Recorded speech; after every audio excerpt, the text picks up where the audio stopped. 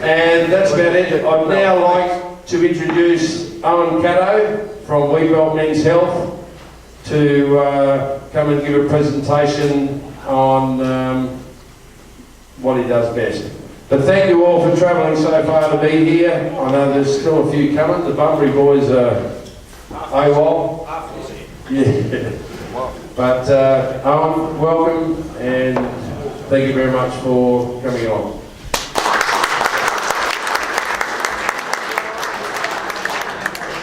Yeah, thanks very much, Ross, and for the invite to come and have something to say tonight. I'll try and stand over here. I've got to do two things, so that's pretty hard for a bloke. Look, I just want to quickly talk a bit about looking after ourselves, because that's the premise of our responsibility, I guess, is no one can look after us but ourselves, and if we're looking after ourselves, we can look after someone else, and that's pretty important. I do work with Julian Krieg, and look, we're unashamedly about educators. We're not doctors, psychs or counsellors. We're just blokes talking about stuff, trying to improve our lot. And it's empowering men and communities to manage our well-being. And I'm not saying because there's a few ladies in the room, but they are a really important conduit to blokes assessing health. And most of our calls come from ladies worried about their sons, husbands, etc., because they're not operating in a good spot. So they play a pretty important role, and some of us are pretty gruff in terms of looking after ourselves, so we do need a hand. Look, just quickly, we do three things. We do community education sessions, which I'm going to talk briefly about tonight. We do that fast track, and it's a pit stop, not a piss stop, tomorrow morning, so make sure you turn up, and I'll explain a little bit about that tonight. We run through a form, and then we talk to a mate service, and it seems a bit funny talking to a mate or suggesting we do that, but quite often blokes don't identify who their mates are, and I will talk a bit about this in a minute, but talking to a mate and establishing who our mates are and talk about issues on our chest is really important for blokes, because we're not good at doing that. So I just want to talk a bit about distress briefly tonight and why mental health matters. Because it is the people bit which misses out. Okay, that's the third bit of health, Ross, that I was talking about before. We all talk about our physical and mental health, but we do a lot of talking about a bloke's social well-being or spiritual stuff, and we don't necessarily mean from the religious context, because most blokes don't get it from that. It's about feeling happy in our own skin, knowing who we are, and knowing that there's more to us than what we do in our life. And it causes the most pain for blokes when the shit hits the fan, or they get the rug pulled under their feet, or they retire and they've got nothing else in life.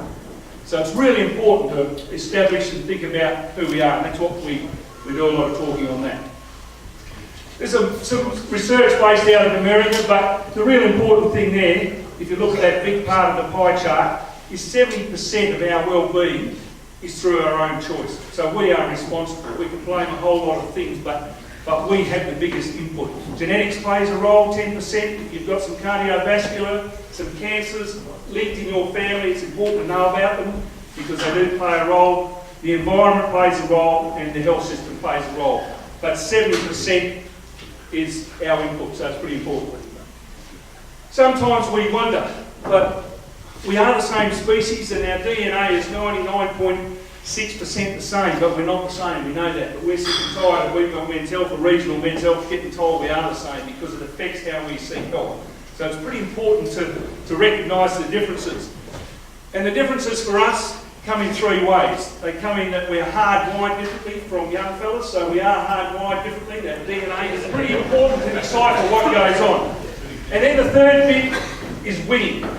We are warriors and we like to win. And whilst that's great in our psyche, and it's probably what the nation's built on, 90% of blokes like winning, but 50% of blokes think winning is the most important thing in our life.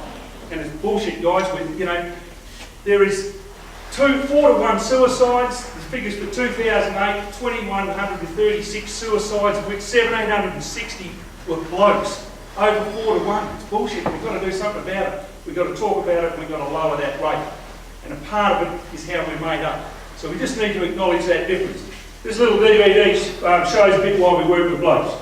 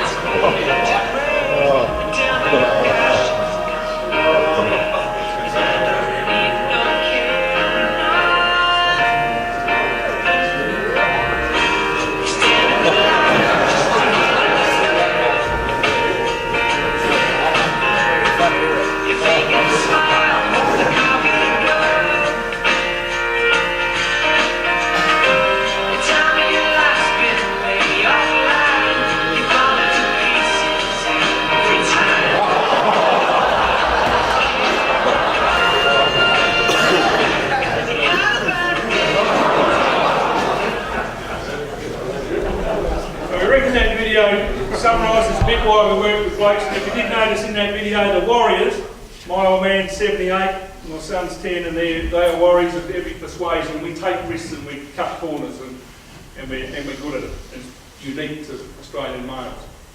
But look, I just want to, we talk about distress a lot, but stress is, we just want to say that's normal. It's like a lackey band, and everyone's got a different capacity to be able to absorb some stress, and it's stretching out from our normal. It happens every day. It happens on the road, it happens in our life, and we've got to normalise what stress is. I'll just put a couple up here, I'll just go through them quickly, but for each farmer there might be 100 stresses. That's some examples, but I guess the 24/7 biggest stress, and the one we can't do anything about, is the weather and the fact that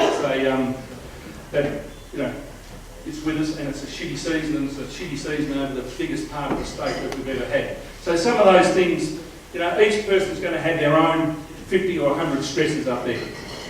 But in regional Australia, there's a whole lot of other stresses as well. And some of these issues, there is less bums on seats. Kids' education is a significant problem.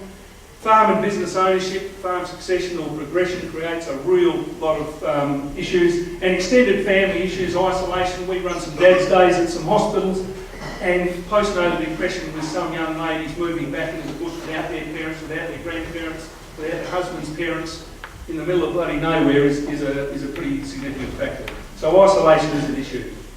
And the unspoken issues for blokes, because as blokes are not good at talking about shit on our chest. So look, it does come in many forms, and for blokes, mostly it's when we feel heavy-hearted, and it's a pretty heavy weight to be carrying around, and we shouldn't have to do that. And it's when we're under pressure.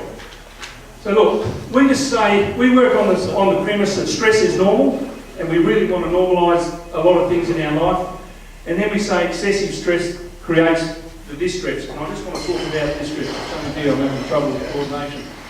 But the best example we use of that is the lady marathon runner at the Sydney Olympics, and she ran into the stadium. She'd run 41.4k, she had 600 metres to do, a lap and a bit, and she collapsed and fell over, and the actual commentator said she was distressed. They used the right word. She was both physically and mentally gone. And that's what we mean by excessive stress. I just want to put some things up here which might help you observe these in people that you know. We say there's 3 areas in our life that we can help participate, and that's our family, our workplace, and our community group. They're all areas where we interact in life, and if we notice something out of the norm, we implore people to ask. Sometimes with blokes you've got to ask 3 times, and you get told to get stuck once or twice, but we implore you to ask. If you've got the gut feel that something's going wrong, ask. These are things you can pick up, the dysfunction, moving out of our comfort zone. We had farmers this year signing 2010 finance in June. 14th, 12th, 17th, 19th of June, and I've just gone through their review right now, and it's not good. So moving out of that comfort zone, whether it be financial or relationship, is pretty significant. And things that we cannot control are the biggest distresses, and in the bush we know that weather's the obvious one.